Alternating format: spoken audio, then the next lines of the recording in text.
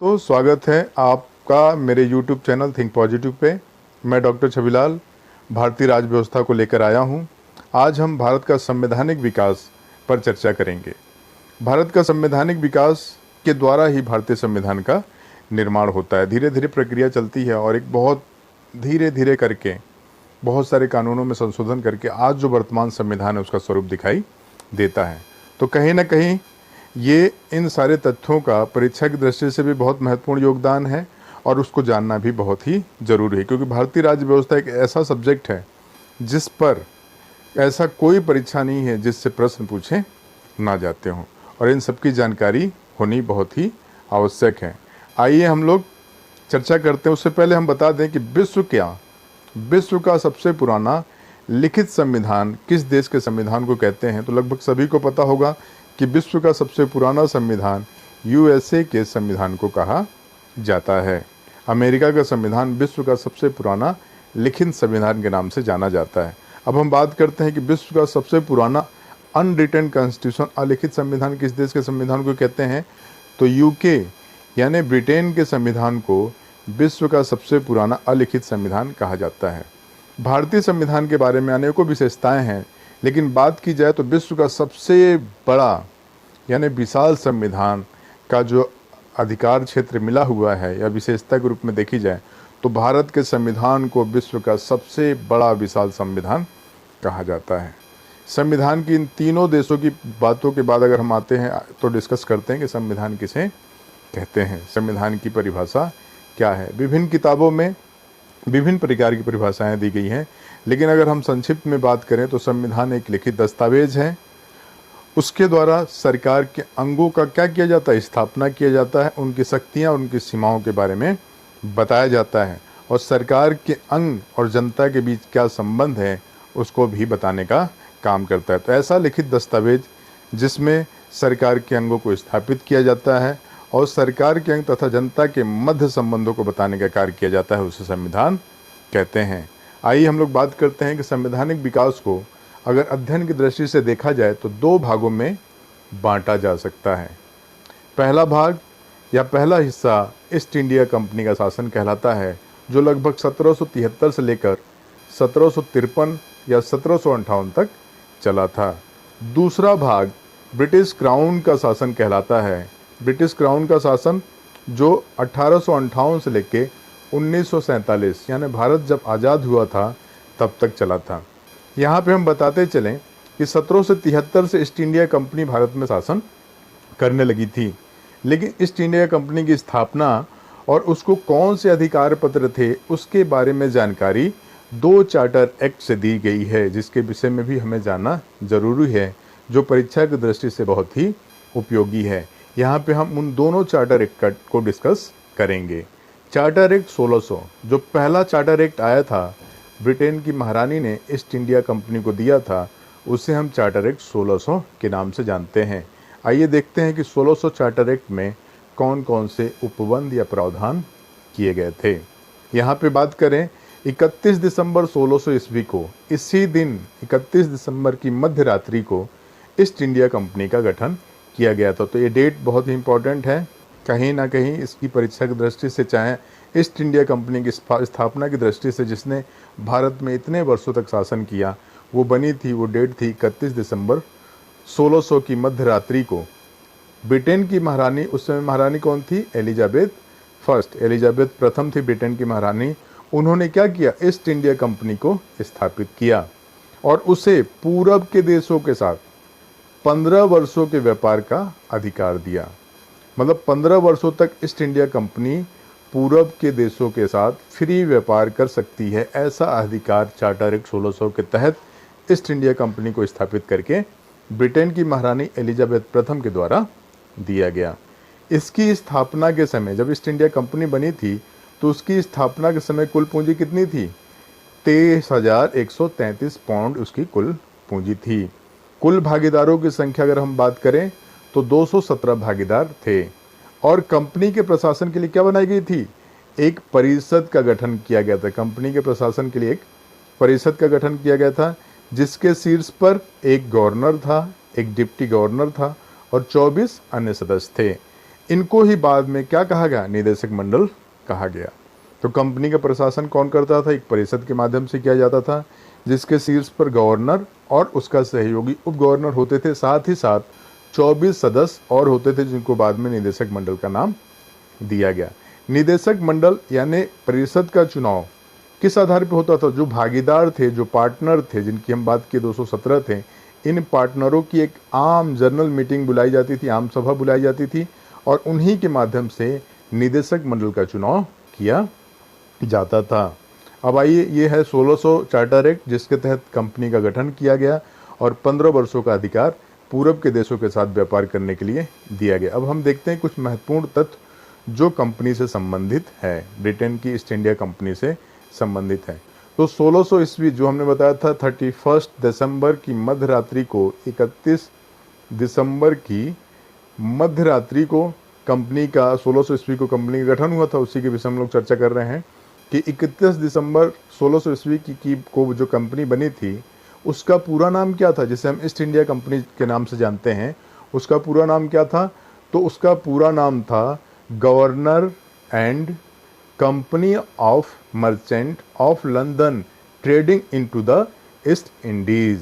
इसके नाम से द ईस्ट इंडीज़, जो शॉर्ट में द ईस्ट इंडिया कंपनी है, उसका पूरा नाम था governor and company of merchant of London trading into the east Indies. 1688 ईस्वी में क्या होता है, इंग्लैंड में एक क्रांति होती है, ग्लोरियस रिवोल्यूशन या गौरवपूर्ण क्रांति के नाम से जानते हैं। इसको गौरवपूर्ण क्रांति क्यों कहा जाता है, क्योंकि इस क्रांति के दौरान इंग्लैंड में कहीं पे भी एक भी बूंद खून नहीं गिरा था और पूरा राज घराना जो था, राज सत्ता जो परिवर्तित हो गई थी, इसलिए इसको ग्लोरियस रिवोल्यूशन के नाम से जानते हैं। तो 1688 में इंग्लैंड के कुछ जो सहयोगी थे, कुछ जो ऐसे लोग थे जो ईस्ट इंडिया कंपनी के प्रतिद्वंदी थे, उन्होंने एक नई व्यापारिक संस्था का गठन किया, उसका नाम दिया उन्होंने न्यू कंपनी। 1694 में कॉमन सभा, ब्रिटेन में 2 हाउस है, लॉर्ड सभा एंड कॉमन सभा। कॉमन सभा वहाँ का निम्न सदन है। तो ब्रिटेन की जो कॉमन सभा है, कॉमन सभा ने एक प्रस्ताव के आधार पर 1698 में 2 कंपनी का गठन किया। एक कंपनी का नाम था जनरल सोसाइटी और दूसरी कंपनी का नाम था English company trading in the east. यानी कुल मिला के 1694 या 98 तक आते आते वहाँ पे 4 कंपनियाँ, व्यापारिक कंपनियाँ इंग्लैंड में स्थापित हो चुकी थी। 1708 ईस्वी में जो ऊपर की तीनों कंपनियां हैं, new company, general society, English company trading in the east, इन तीनों कंपनियों को मूल कंपनी यानी ईस्ट इंडिया कंपनी में विलय कर दिया गया। किस सन में विलय किया, तो 1708 में। और उस समय जो कंपनी थी governor and company of merchant of London trading into the east Indies, जो ईस्ट इंडिया कंपनी का पूरा नाम है, उसका नाम परिवर्तित होकर 1708 में the United company of London trading to the east Indies, United company of Merchants of London trading to the east Indies का जन्म हुआ। यानी देखिए, वहाँ गवर्नर एंड कंपनी था, यहाँ पे द यूनाइटेड कंपनी ऐड कर दिया गया, of merchant of London trading in to the east Indies वैसे ही रहनी है, क्योंकि चारों कंपनी एक साथ हो गई, तीनों कंपनी का विलय कर दिया गया, तो क्या होगी, वो द यूनाइटेड कंपनी बनेंगे, united company of merchant of London trading to the east Indies 1708 में। कंपनी का यह नाम, the United company of merchant जो नाम है, यह नाम 1833 के चार्टर एक्ट तक वैसा ही चलता रहा। और इस चार्टर एक्ट के तहत इसका नाम बदल के जो हम लोग चर्चा करते हैं, जिस पर हम लोग डिस्कस करते हैं, जो नाम बहुत ही फेमस है, ईस्ट इंडिया कंपनी कर दिया गया। यहाँ पे एक महत्वपूर्ण नोट्स है कि जो ईस्ट इंडिया कंपनी है और जो न्यू कंपनी बनी थी 1698 में, उनके मध्य समझौता किसके हस्तक्षेप से हुआ, तो लॉर्ड गोडोल्फिन नाम के एक सांसद थे, वहाँ के अपर हाउस के एक मेंबर थे लॉर्ड गोडोल्फिन, उनके हस्तक्षेप से ईस्ट इंडिया कंपनी और न्यू कंपनी के मध्य समझौता 1698 ईस्वी में संपन्न हुआ। तो कुछ ये प्रश्न ऐसे हैं जिससे प्रश्न पूछे गए परीक्षाओं में। ये सारे टॉपिक आप लोग ध्यान से देखिएगा, वीडियो को पूरा देखिएगा और लाइक, कमेंट और शेयर करना बिल्कुल ना भूलिएगा। तो आइए हम लोग दूसरा चार्टर एक्ट जो ईस्ट इंडिया कंपनी को ब्रिटेन की सरकार के द्वारा, ब्रिटेन की महारानी के द्वारा जारी किया गया था, उस पर डिस्कस करते हैं। चार्टर एक्ट 1726, यह भी चार्टर एक्ट 1726, यह भी charter act east India company को ही जारी किया गया था। आइए इसके उपबंधों पर चर्चा करते हैं, इसमें कौन कौन से प्रावधान थे। तो 3 प्रेसिडेंसियां भारत की, कोलकाता, बम्बई और मद्रास, ये तीनों कमिश्नरी प्रेसिडेंसियां गवर्नर के अधीन संचालित थी। मतलब इन तीनों पे एक गवर्नर काम करता था भारत में, किंतु उन्हें किसी भी प्रकार का कानून बनाने का अधिकार नहीं दिया गया था। उनको कानून बनाने का अधिकार पहली बार 1726 के चार्टर एक्ट के द्वारा दिए गए। प्रश्न पूछा है कि भारत के गवर्नरों को, यानी कोलकाता, बम्बई, मद्रास प्रेसिडेंसी के गवर्नर को और उसकी परिषद को कानून बनाने की शक्ति प्रदान की गई किस एक्ट के तहत? तो 1726 के एक्ट के तहत भारत के जो प्रेसिडेंसी थी उनके गवर्नर तथा उनकी परिषद को कानून बनाने की शक्ति प्रदान की गई है। इससे पहले 1726 से पहले कानून बनाने की शक्ति किसको प्राप्त थी? तो इंग्लैंड में स्थित जो निदेशक मंडल था वही कानून बना सकता था। तो ये दोनों चार्टर एक्ट 1726 और चार्टर एक्ट 1600, दोनों ही चार्टर एक्ट कहीं ना कहीं परीक्षा की दृष्टि से उपयोगी हैं, इसलिए हमने उसका अध्ययन किया। अब हम आएंगे 1773 के चार्टर एक्ट, जो भारत में पहली बार बनाया गया, उसकी पृष्ठभूमि पर चर्चा करते हैं कि कौन सी पृष्ठभूमि थी, कौन से कारण थे जिसके कारण कंपनी को भारत के लिए अलग से कानून बनाना पड़ा, या कौन से कारण थे जिसके कारण भारतीय चार्टर एक्ट बनाने या भारत के कानून में बदलाव करने की कोशिश की गई। तो हम उसकी पृष्ठभूमि पर चर्चा करते हैं कि कंपनी ने क्या किया था। कंपनी ने बंगाल, बिहार और उड़ीसा, इन तीनों में सत्ता हासिल कर ली थी। कंपनी पूरी तरीके से बंगाल, बिहार और उड़ीसा में सत्ता प्राप्त कर ली थी, और उसके सत्ता हासिल करने के बाद यहाँ का जो वातावरण था, यहाँ की जो प्रशासनिक व्यवस्था थी, वो पूरी तरीके से अव्यवस्थित हो गई थी। अराजकता का वातावरण दिखाई देने लगा था। तो कंपनी जब अराजकता के वातावरण में चली गई थी, तो यहाँ के जो कर्मचारी काम कर रहे थे उनके मन में भी एक लालसा आई कि वो ज़्यादा से ज़्यादा धन, ज़्यादा से ज़्यादा पैसा इकट्ठा करके जल्दी से अमीर बन के वो अपने देश लौट जाएं। इस प्रकार के भ्रष्टाचार के कारण इंग्लैंड में जो ये कर्मचारी थे उनको बहुत ही गलत नज़रिए से, हे दृष्टि से देखा जाता था, निम्न कोटि का समझा जाता था, और इंग्लैंड में उन्हें नवाब की संज्ञा दी जाती थी। प्रश्न पूछा जाता है कि कंपनी के भ्रष्ट कर्मचारियों को किस नाम की संज्ञा दी जाती थी? उन्हें नवाब कहा जाता था। ये पूछा गया हुआ प्रश्न है। अब हम बात करते हैं दूसरा कारण। तो कंपनी क्या करती थी? सीमा विस्तार करती थी और युद्ध लड़ती थी। तो सीमा विस्तार करने में और युद्ध लड़ने में उसे बहुत सारे धन खर्च करने पड़ते थे, जिससे कंपनी के सामने आर्थिक कठिनाई पैदा होने लगी थी। कंपनी 1772, एक डेट है याद रखिएगा, 1772 ईस्वी तक आते आते इतनी आर्थिक रूप से अस्थिर हो गई थी, कमज़ोर हो गई थी कि वो दिवालिया होने की स्थिति में खड़ी हो गई थी।